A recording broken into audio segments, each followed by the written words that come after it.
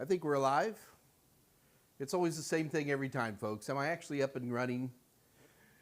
The microphone is running. The camera is running. I am not running. I'm standing in one place drinking my Texas water. Hey everybody. As always, we're off to a slow start. That's not a problem. Let me clean my glasses. Isn't it funny when you look at people who always wear glasses and then they take off their glasses and they look weird? Yeah. I know the feeling. So I've caved in today, guys. I've hired a housekeeper. I've hired like that gal from 2.5 Men. What was her name? Start with a B. Or like Uncle Charlie from My Three Sons. So I've got a final interview today for a housekeeper. And I need one, man. It's, if I could only, well, I could move the camera, but I don't dare. But I've got this, it's a guy, he's 21 years old, young guy. He used to weigh like 400 pounds, and now he weighs like 160 pounds. So he's all health conscious. And, you know, I was like, dude, you understand, this is a housekeeper job. You have to do the laundry. You've got to make breakfast. He's like, I got this. I do it for my brothers and sisters all the time. Not a problem. And then he's like this health nut, and he's got all this energy. And then, you guys ready? He edits. He knows how to use Adobe Creative Suite. I was like, this guy can't be real. So we'll see what happens. I'll keep you posted. Fingers crossed. So, yeah, I'm doing the housekeeper thing. What was that gal's name from Berta? That's it. Thanks, Scott. Okay. As usual, we got a slow morning, so I'll stall a little bit while we get some folks on. I don't really want to talk about anything serious yet. We're going to sit here and shoot the poop for 5 minutes. Is Tolwit on by any chance? Tolwit, I see you online on World of Warcraft. I've got to get this hunter. It's on the wrong server, but I've got her at level 63. So I really want to punch her all the way up, and we'll see what happens. But I am in. I see when you're on. We will get together. I absolutely promise. Patricia, it's great to see you again, babe. Or not see you. See your lovely texting. And yeah, I got to get out of town, man. I got the urge to get out of here. Notice the flannel shirt. It's cold again. Yesterday it was 75. Today it's 45. You know, why do people have colds in Texas? I don't know. But yeah, I got to get out of town. I'm heading to Hammond, Louisiana next week. There is a big Louisiana state where they get the high school kids to move in the right directions. And yeah, Hawaii, dude. What we need to do is take a rope Tolowit and like pull Hawaii a lot closer. I've flown to Hawaii at least 5 times, and that's a long flight. In fact, my friend is getting ready to fly to Tokyo. She's in the Tokyo Marathon, and 15-hour flight direct from Houston, Texas, all the way to Narita Airport in Tokyo. And it's like, first of all, am I the only person who's blown away that aircraft can fly that far? You know, I know that's not the world's longest flight is something like London to Auckland, New Zealand, or something crazy like that. You know, it's like 22 hours in the air or some ridiculous amount of time. And it just, how good do you have to be at fuel economy to pull that off? I'm just impressed. You know, high bypass turbofan engines and all this technology, it works. But yeah, I told him, you got to get closer, man. Or I need to move to Hawaii permanently. I can't afford Hawaii. Man, I barely can afford Texas anymore. I'm going to move to Serbia or Bosnia or something like that. Ali, good to see you, man. Xerxix, good to see you too, brother. Freezing in Southern California? It's so funny. The last time I was really in California was 2 years ago, and it was in the middle of summer. And we drove from Texas all the way to Seattle. because I wanted to drive. I call these walkabouts. About every 2 years, I do a walkabout. I just get in the car and just go. And so I've been to 48 of the 50 states. And I could have gone to North Dakota, but I was in South Dakota. I was like, if I drive 1 hour, I can put my toe in North Dakota, and then I can say I've been in every state in the continental United States. And I was just like, nah. It's like, why? Do I really need that, you know? Alaska, one of these days, I'm going to just take a cruise up there and, you know, count coup in that depression. But yeah, it's like, who needs to have every state? But I do like these walkabouts.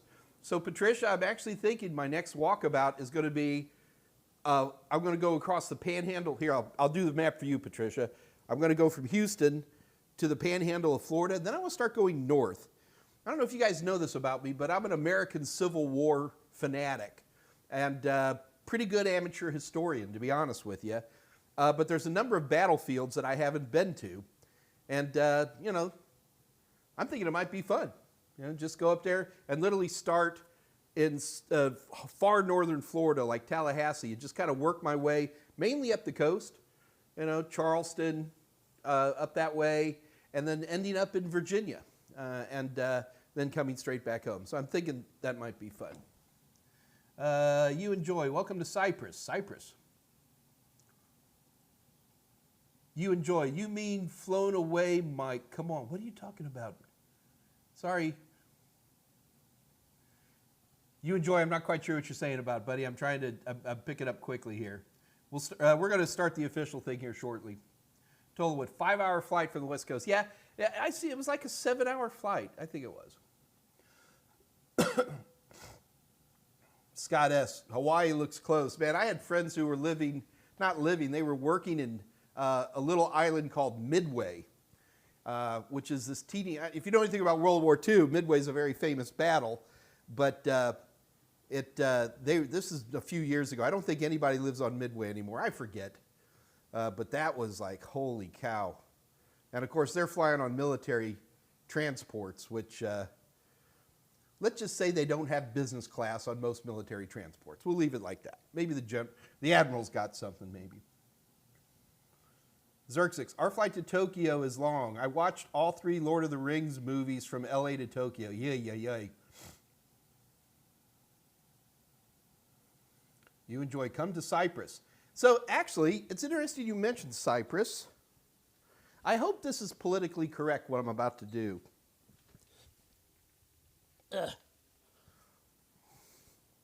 I have a number of friends who are from Cyprus. They're Greeks. And I don't know, does that mean anything to you? Can you read that? So I hope that's not offensive. I know between the Turks and the Greeks, Cyprus is still a bit of an issue. We got a lot of Turkish guys. The founders of CyberNow Labs are Turkish. So I kind of try to keep those worlds apart. Just makes conversation easier. Bali is like Hawaii, but cheaper. Huh? I'm not lying, guys. I'm tempted to move someplace. Oh, blown away. Got it. Thank you. You enjoy. I didn't understand what I said. SWR, have I been to Gettysburg? I've been to Gettysburg about 3 times, and they almost kicked me out the last time because the person giving the tour was just saying some things that were wrong, and you could tell they just memorized something. They didn't really know anything about the battles. But I like Gettysburg is a great thing. I've got this idea for something to make the battlefields come to life. I don't want to tell anybody. It's actually a pretty cool idea. Hey, Don Odinga, it's good to see you, man. Life is cheap in Cyprus. Yeah, but isn't like half of Cyprus, isn't it all fenced off and everything? I mean,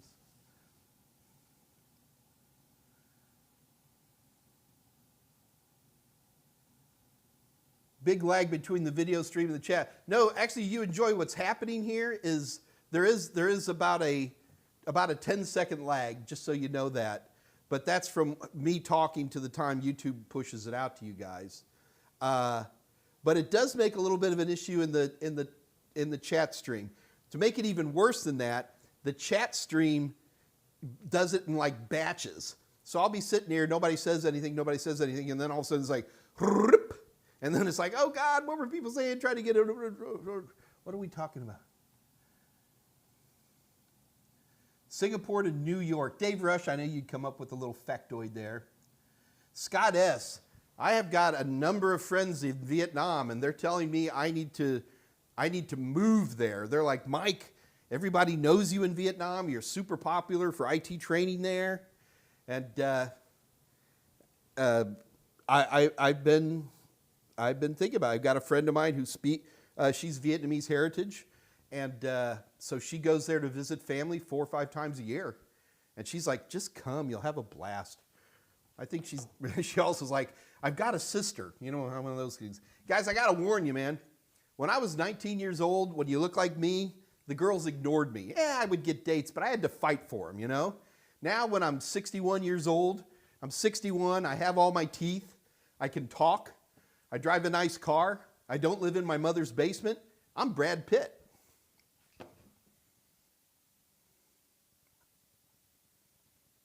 One Dakota is enough Dakotas. Scott S., I'm going to quote you on that one. Yeah, South Dakota, if you guys have ever been to South Dakota, it's a huge tourist trap. It surprised me. So here's South Dakota. I'm drawing it for you guys. So you're coming in through here. This is Custer's Last Stand and all that stuff. And you go across, and there's the Badlands. I mean, it's pretty. Don't get me wrong. It's pretty. But then you get towards the end, and it's, what do you call it? The 4 presidents. Help me out, people. Mount Rushmore. There we go. Mount Rushmore, Sturgis, the place where Bill Hickok died, Deadwood. And those seem like, there's a Minuteman silo that you can tour, which is actually, okay, that's pretty cool. But it's just such a tourist trap. It's amazing. Yeah. I made the mistake of driving through South Dakota during the big Sturgis motorcycle rally. Big mistake. It was people on Harleys. I used to own a Harley myself. Motorcyclists are generally very nice people. They'll bend over backwards for you. There's always a few bad apples. There's a few bad apples in everything. But I'm trying to say this nicely. I've never met too many bike riders who are what I would call the hoi polloi. I mean, they're salt of the earth kind of people. And, you know, I can handle that for a while, but, you know, I had the audacity to ask for a nice bottle of wine once, and they're all just like, drinking their Schlitz or whatever. Yeah, Scott S., you got to talk me into going on a trip with you, man. I'll go. Southern Mississippi, oh, SWIL, dude, I can tell you about Southern, did you say Southern, oh, Southern Missouri, yeah. I was born in St. Louis, Missouri. I lived in Kansas City. I lived in a little town called Sedalia. I have floated every river. Niangua, White River, Jack's Fork. I floated in a lot more that I can't remember off the top of my head. Southern Missouri is a little scary because it's what you think Appalachia is. Appalachia's got some country parts to it, don't get me wrong. Southern Missouri is like, you get into Southern Missouri, they just hand you a banjo. I mean, it is, you know what you call, what 3 women have in common in Southern Missouri? 1 full set of teeth. I mean, it is, your family tree don't branch. It is, it's great for the outdoorsy types. It's one of the longest distances, I mean, not in terms of miles, but in terms of time, that I did in the last 10 years was driving, and keep in mind, I've been through the American West since then.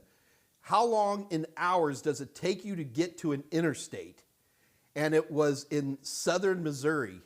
It took me like 3 hours to get to an interstate because it's country. But I love it there. And I will go back. I love to canoe. It's something that I enjoy very much. And in terms of density for canoeing, Southern Missouri rivers are, and Northern Arkansas are great rivers. Hey, Mr. G. Oop, there we go, another big scroll. Blue Lantern, good morning, Vietnam. I also have some friends in Thailand. Now, I'm not talking the you-know-what kind of tourism in southern Thailand. These are folks who live way up in northern Thailand, out in the country. And they all have Thai wives, and they get in their latex plantations and stuff like that. And it's one friend in particular is like, Mike, I built myself a house. And I can't name these towns in northern Thailand. And he's like, ask me how many permits I needed. I'm like, how many permits did you need, John? He goes, not a blink one. It's just like, yeah, if you're a libertarian, I hear that northern Thailand can be fun too. Bearded IT Dad, where have you been, young man? I haven't seen you in ages. How are you doing? Hope everything's okay. Vegas Brent A+, I love the Badlands. Vegas Brent, I love the Badlands too. It's pretty cool. All right. Savage Cabbage, good. Blue Lantern, all right. We got a lot of people. Hey, look, if you're new here today, please just type in and say, I'm new, okay? It's very important that you do that today. If you're new, type in, I'm new, and just say hello, all right? No big deal.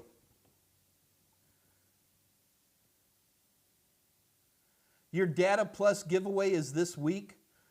Oh, that's Bearded Dads. Okay, it's all good. There you go. What do you say, the prettiest woman in Missouri? Nice tooth. Yeah, it's a classic.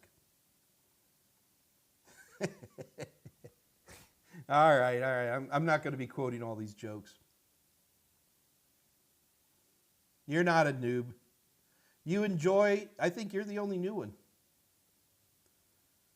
SWI, okay, all right. We were having a discussion about things. You know, I've never marketed this. The whole reason this exists is to help you guys.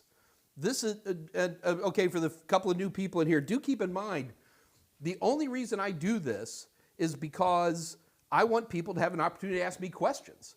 So I've been terrible. I've been doing this a little over 2 years now, and I've been terrible at marketing it. And so what I'm actually going to start doing now is trying to market it a little bit better. And, you know, we were like giving away CompTIA vouchers and stuff like that. And CompTIA's like, come on, man. So anyway, the bottom line is we're going to start doing more marketing. Keep in mind, guys, that here on Mondays, we'll always, knock on wood, Mondays are always going to be a Ask Mike Anything format. We start at 2 o'clock. I know we stalled a bit today, but it's only been 20 minutes. And it goes till 3 o'clock or until the questions run out. This is an opportunity to ask me direct questions about CompTIA certifications, non-CompTIA certifications, IT in general, work, that kind of stuff. That's there for you. Wednesdays is transforming. Traditionally, we've always had a Wednesday show. That show is still there, but it's moving to 7 p.m. Eastern time. The Wednesday shows are going to be more topical. It's going to take us a few tries as we get there, but we're going to be concentrating on Wednesdays being a particular topic of interest. And we're going to be working harder to market those more carefully. So anytime you guys can help forward my stuff, if you're not following me on LinkedIn, or at least or if you're not connected me on LinkedIn, or not at least following, please do so. And I'm going to be, trying to put more stuff up on there. LinkedIn is a really good place for me to market stuff, and I'm going to keep doing that. But hey, man, don't be afraid to repost anything that I might be doing. I'd sure appreciate the help. That would be great.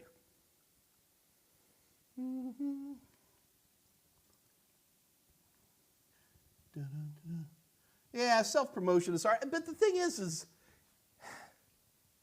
I don't really do this to make money. I've made my fortune, guys. I'm done, I do this because I like it. I do it because I think technology is fabulous, and I like talking to people about it. And but if I can talk to a few of my dear friends, why not talk to more people? I guess that's really the way I'm looking at it. If I'm going to do this, I might as well reach out more. I think what I provide is helpful, so we'll see.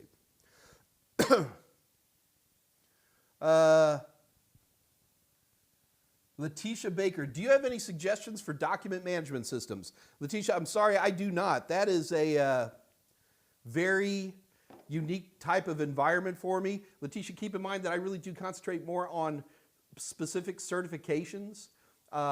If you would say to me, Mike, certain certification is interested in that, we can certainly research it together. Also keep in mind, Letitia, that you should check out our Discord channel, the unofficial Mike Meyers Discord channel. It's a great channel. Dave Rush will put a link for it up there if he hasn't already. And, he did.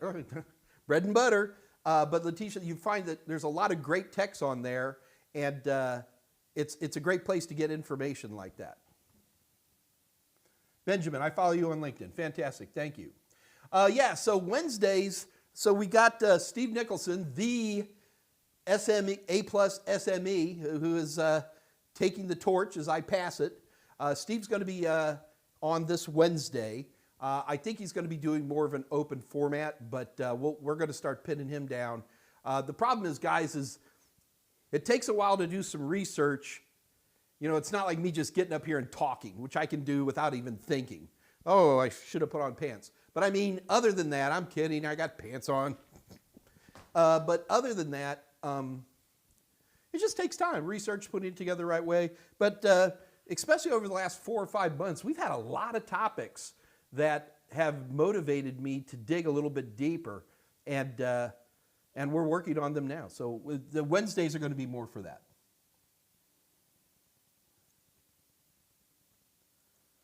Calypso, we love you too, Mike. Old guy doing gang signs. A bunch of cool guys going, okay, we're not doing that anymore. Yep, got it. All right. So anyway, guys, the goal here is that we have to get some questions out there. So you need to ask me some questions on any form of technology. Dave, I thought I saw you had put a question up for me that I had missed. Oh well. Never mind. Oh,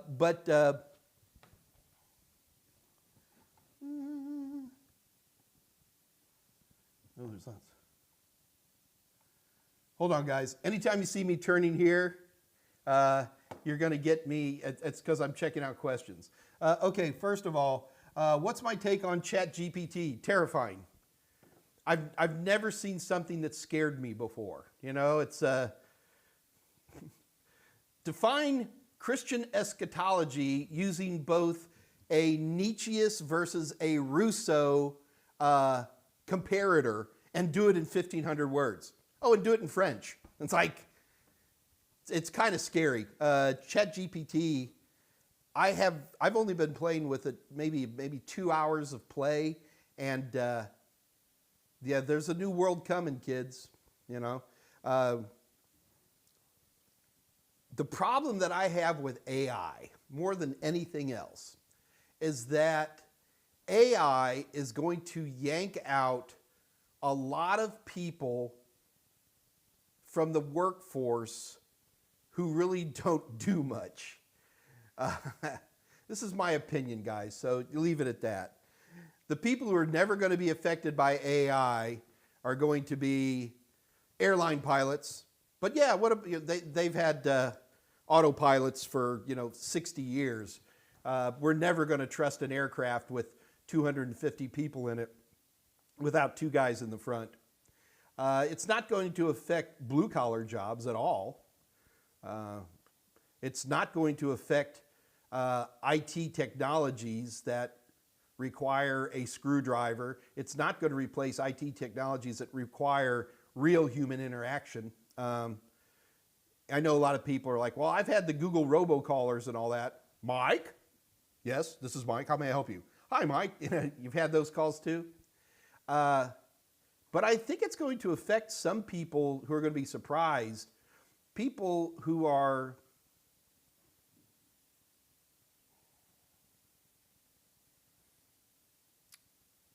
don't interface with other humans directly are going to have to think about their job.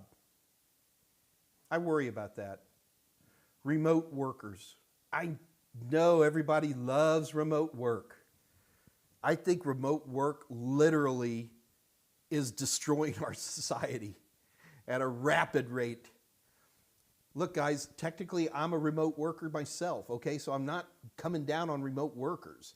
I'm coming down on the concept where if you reduce yourself to nothing more than words and text and an image on the screen, you're in a risky scenario.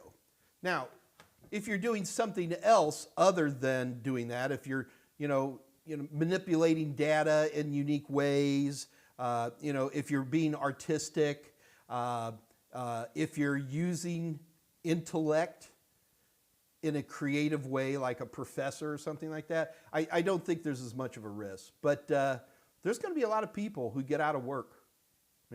I really thought AI was going to really manifest primarily through self-driving automobiles, and it certainly has, but I thought by now we'd have had a lot more self-driving cars on the road than what we do. We don't have much at all out there.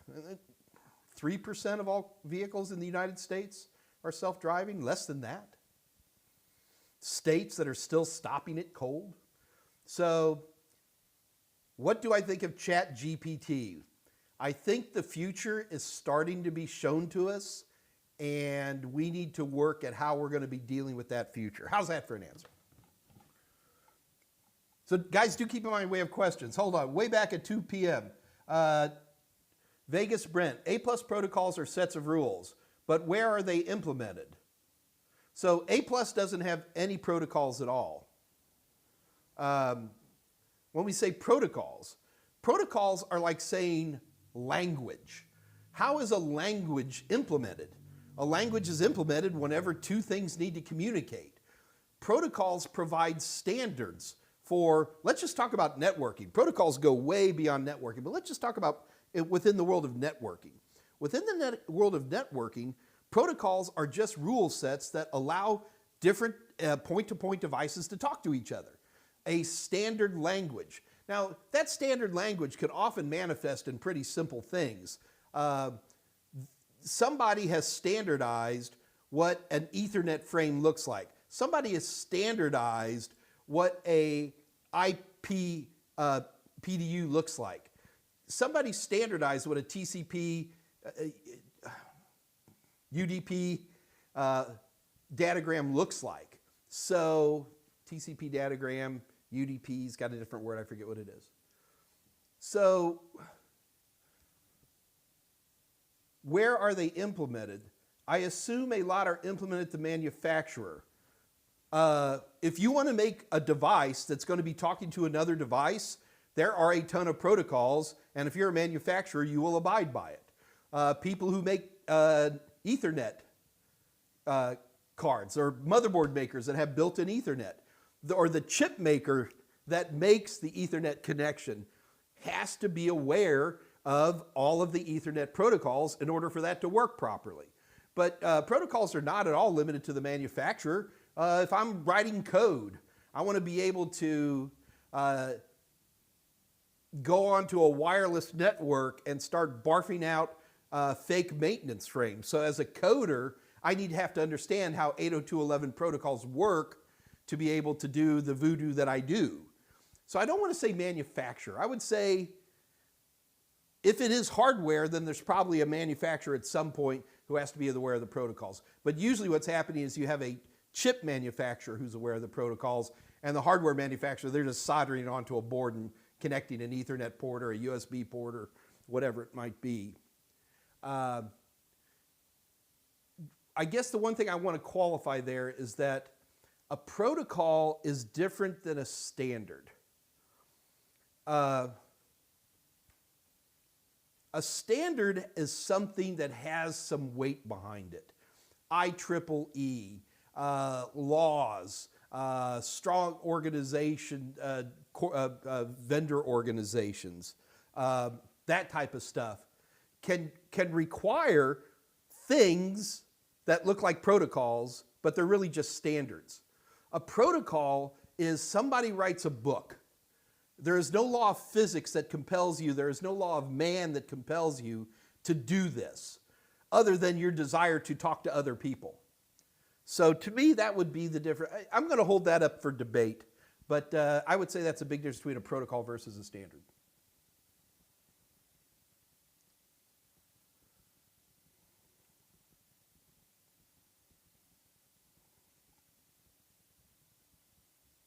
Calypso, I am 20 years old. I am 20 years old. I am old to learn IT. No. Calypso, there's people 3 times your age. I've got lots of people in their 60s. 20 is not old at all. You keep going. UDP datagram TCP segment. Thank you, Dave. I've slept since I memorized that last. But no, you're fine, man. Just get to work. Like I tell everybody, if you want to get in IT, the only reason to get in IT is because you have a passion for it. The reason you want to get in IT is because you're already in IT. You're playing with your phone, and I'm not talking about playing casual games. I'm talking about you actually go into your system settings just out of curiosity, you know? You're the type of person who goes into their wireless router and looks at configuration, and you mess stuff up and learn to hit the hard reset button. You have to have passion. I don't care about your age. I care about your passion every time.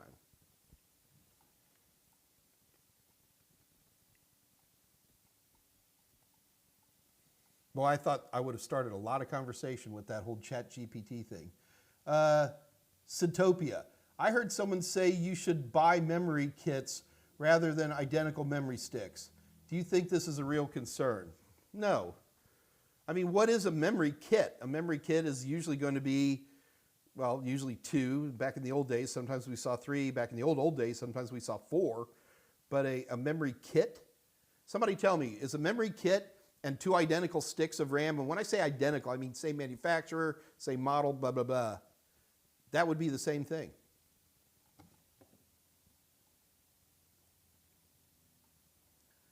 David Rush, this Wednesday, it's all Mike.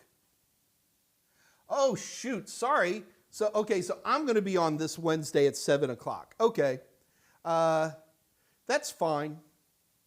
I'm going to have some topic. I'm not sure what I want to talk about, but, maybe I want to talk about, Dave, it's too late. I've only got 2 days to prep. Sorry, Dave. I forgot. Steve Nicholson is not going to be on this Wednesday. I'll be on this Wednesday. Steve Nicholson will be on February 8th. I'll actually be in Louisiana. So, all right. Thank you for correcting me, Dave.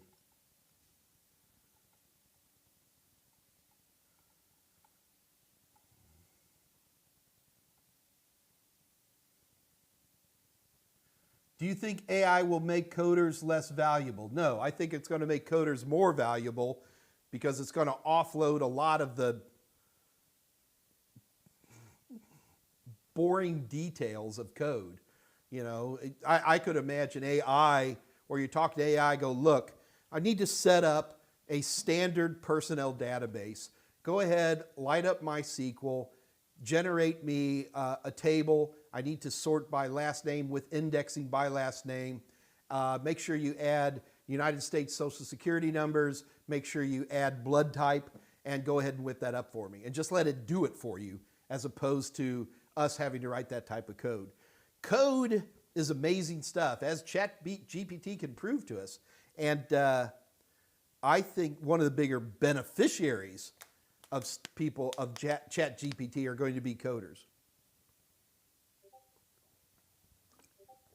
Ugh.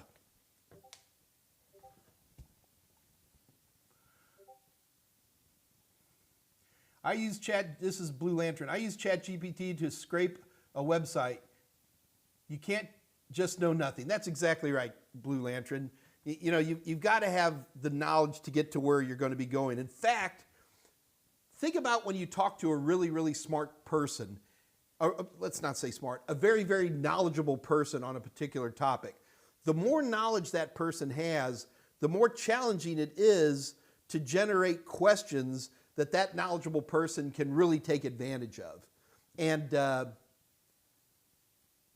so for getting real things done, you're going to have a level of skill where you're telling the AI what you want but it's going to have to be at a very, very specific level, and you assume that the AI is going to be a good assistant that handles everything underneath it.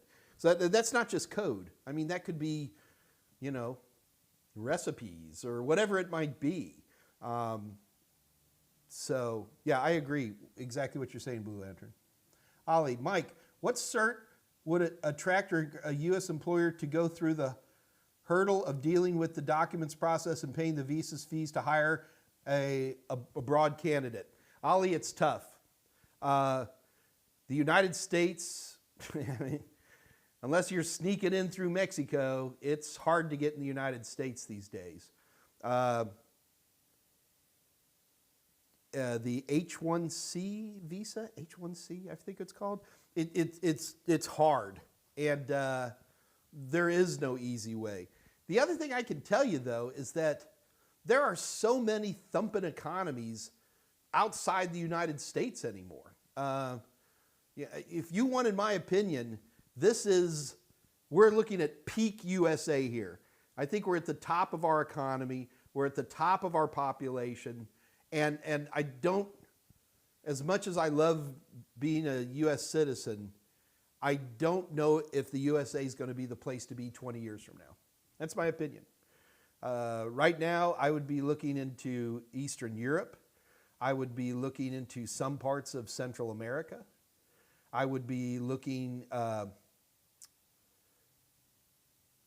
there's a lot of little places to go. There are spots in the Caribbean,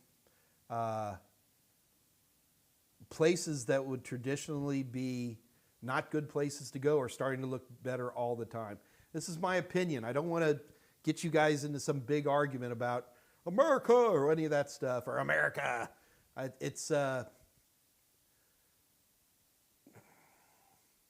don't think America is necessarily the best place to go. That's my opinion.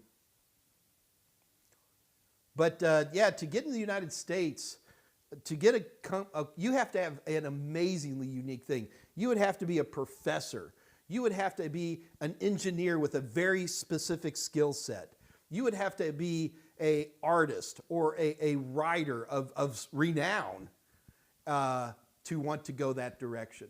I know at the bottom of our Statue of Liberty it says, "Give me your tired, your poor, your huddled masses yearning to break free. I open the gate behind the golden door," something like that. But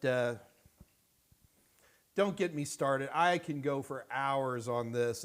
It all boils down to overpopulation, but I'm not going to do that. We're supposed to be talking about technology and things like that. Yeah, sorry.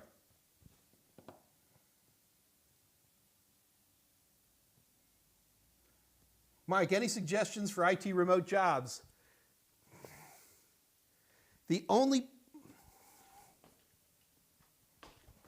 Don, you're doing this to irritate me, aren't you? Don, were you around earlier when I just said remote jobs are killing America? Killing the world. No. Don, I'm not going to answer that. You know why? Because I know by the questions you've asked me over the last few months, I know you to be a person of intelligence. It's tricky.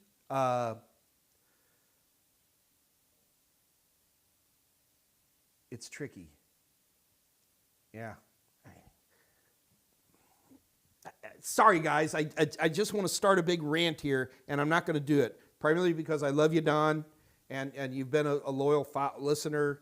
And you know, and everybody's got a good reason. Everybody's got a good reason to remote. Oh, well, it's hard for me to move.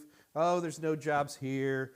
You know, I have multiple sclerosis. I have, you know, all these things, and I feel for these. I feel for these. But remote work will kill you.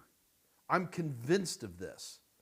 Remote work takes bureaucracies and grinds them to a halt unless you have a level of aggressive management and real goal setting to make it work.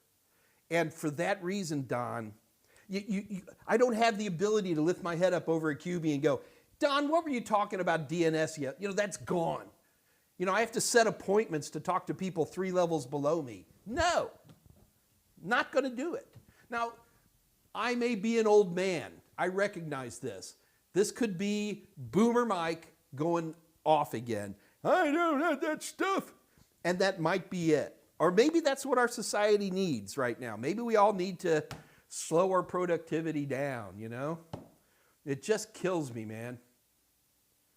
It just kills me. I like energy, and I like working for narcissistic jerks who push me, and I hate them, but we get things done, you know? I'm not going to start we got to the moon, you know, I'm not going to do that, but I fear for a society. And Don, I understand you may have unique situations where you're compelled to do it, but I'm going to tell you, for someone of your intelligence, and I've known you just from your questions alone, that you're a very, very intelligent person, that I love you too much to push remote work. I'm getting more and more anti-remote work every day. I think, look, most of us are fairly Aspergery. I'm Aspergery, all right? I am on the spectrum. I've been tested. And I just know how to talk good. And if you're into IT, the probability of you having some amount of Asperger's is like 99%, okay? I'm not saying we all do. And when you take people like me and you leave us in a room where all we're doing is interfacing with a computer, it's not just your work, Don. Don, I'm picking on you, but I'm talking to everybody. It's not just your work, because the other thing you're doing on that computer at lunch, you're getting on YouTube, right? And you start getting this echo chamber of the videos you like, and next thing you know, you're super extremist on one side or the other, right? And you're clicking and Reddit should be burned sometimes. There's like about 50 subreddits on Reddit that should be burned, but they make a ton of money on them.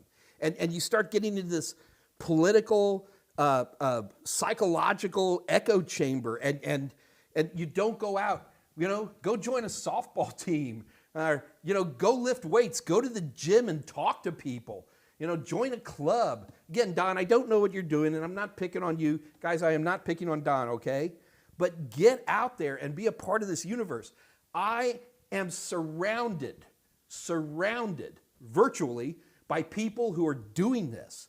And I think this is part of this strange extremism that's taking place in today's society, is because we're just sitting here. Heck, nobody's even using a desktop anymore. They're all on their phones. Oh, Trump is bad. Oh, Biden's bad. Oh, whoever, you know, Putin's awful. Oh, whatever. And I think there should be a law that says you can't talk about politics online.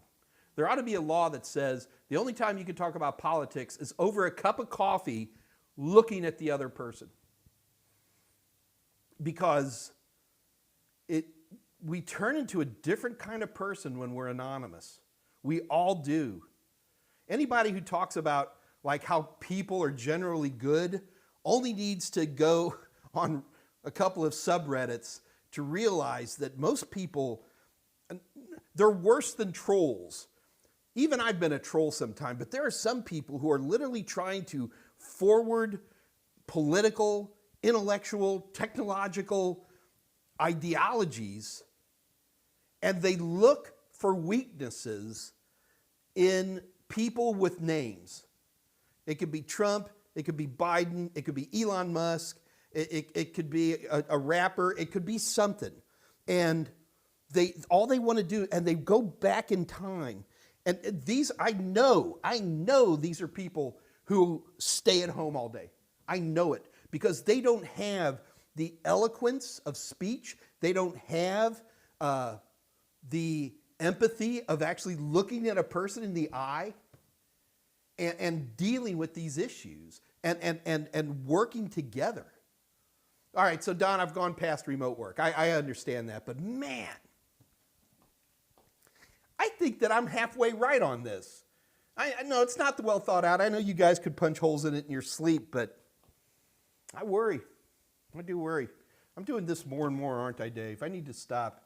Is David shutting me off?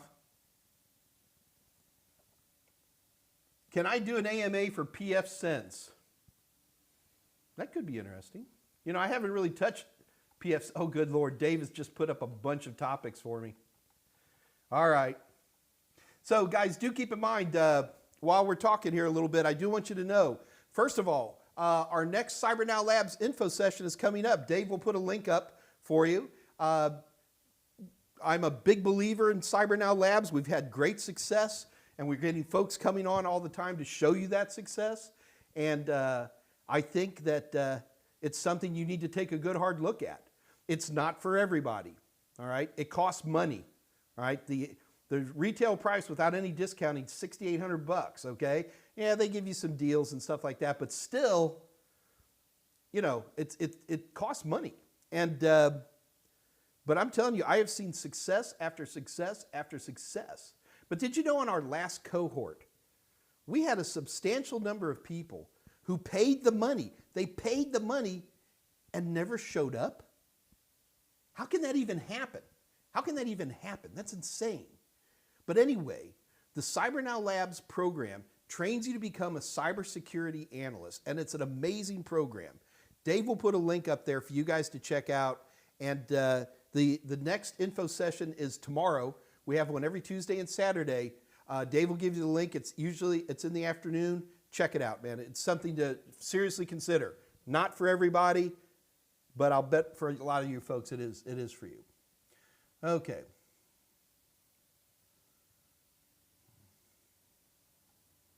Yeah, Ollie, I'm sorry I didn't answer a question the way you wanted, but it's true. Blue Lantern, what'd you pass? Whatever you passed, congratulations, man. There's the big scroll. Oh God, this TED Talk is awesome. I used to do a lot of training for federal agencies of guys who had badges and guns. We'll leave it at that. And I'd get a lot of guys in these classes, and a lot of them were older guys, and they were on the way out. And we had a nickname for them. It was 3 words, and the first word was KISS, okay? And I'll let you figure out what the other 2 words are. And I wonder sometimes if maybe I'm there. I'm always ready to talk about technology, and this is your all's fault. You guys could be asking me questions about A+, Net+, and Security+, and you're not asking me questions, so I'm going to rant a little bit, because I'm starting to think you guys are like coming on here just to listen to me rant. You enjoy. Can I email you or DM you on LinkedIn, Mike? You can do either. You enjoy. My email address has already been posted. Feel free. Dave Rush put it up there. Equally, find me on LinkedIn, and I would love to. I'd love to talk to you. Michael Lovett. I got told that I have a high EQ. Funny for being such a dweeb. Yeah, well, I know the feeling. Dr. Quinn, Mike, I second it. Dr. Quinn, first of all, good to see you again. Yeah, we're working on it.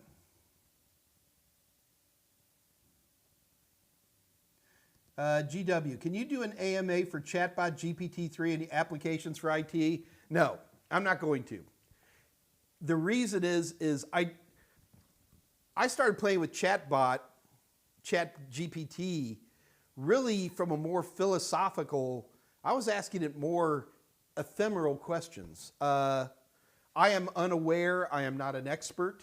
I'm a user who's come up with a few things. I am not qualified to do exactly what you're asking for. You know, maybe if I get into it and start doing some heavy research, maybe a year from now, but that would be the best we could possibly do.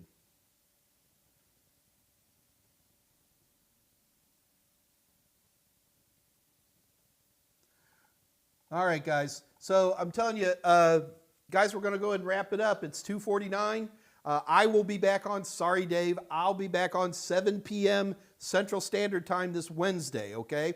We're moving this later time period because we're not getting enough people from the United States to come. So, because everybody's at work. So, or they're working hard at getting a job. So we're moving to 7 p.m. on Wednesdays. It'll be me this week. Next week, it'll be Steve Nicholson. So we're pretty excited about that. I have been given quite a list of things. This will be interesting. Dave Rush is going to put me in a half Nelson and make me start picking some stuff. All right, we'll do it. Blue Lantern, when is Dave's new show coming? At this point, we don't have a show on Fridays. Dave is kind of kicking back a little bit. He feels that he has covered the topic area very, very well, and has a beautiful library of topics in there that will help you learn a whole lot about using smaller computer format systems. And we feel we have it covered at this point. If Dave Rush came up to you and said, Mike, I'm thinking about doing blah, blah, blah, we'd talk about it. I have thought about asking Dave to join me here sometimes. That'd be fun. Hey, Mike, I'm in the U.S. I will have difficulty making that time as I may be commuting, but I'll try anyway. Yeah, Michael, I got to do the best I can, man. You know, whatever I can do. Dramata. All right, guys, let's go ahead and wrap it up for today. I am looking forward to seeing you guys on Wednesday. We might actually have a discussion on, you know, what are the 5 things you want to get into the most. So come back on, if you can, come back on Wednesday. And what are your burning topics? What are your projects? I can do, like, I'm thinking about doing doing a real boot repair type of episode. Doing a deep dive into file systems internals, like what does LBA really mean and how does that manifest in today's mass storage devices? That's interesting. OS,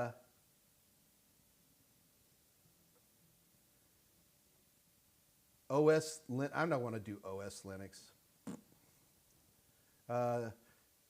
We've already done a secure boot. I don't want to do that again. The other one that I've been talking about now is I definitely want to look into alternatives hypervisors, which I've talked about a few times, and I've actually started some work on that already.